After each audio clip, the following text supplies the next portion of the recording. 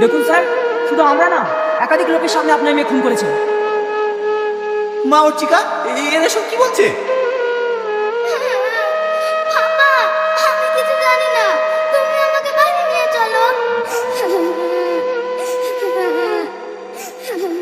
শোনো মা, তুমি এতটা কার সঙ্গে এসেছো?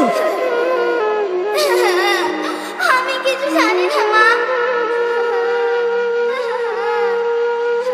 অফিসার, আমি আপনার কাছে অনুরোধ করছি, আমার মেয়েকে ছেড়ে দেন, তারপর আমি দেখছি এর কি রহস্য।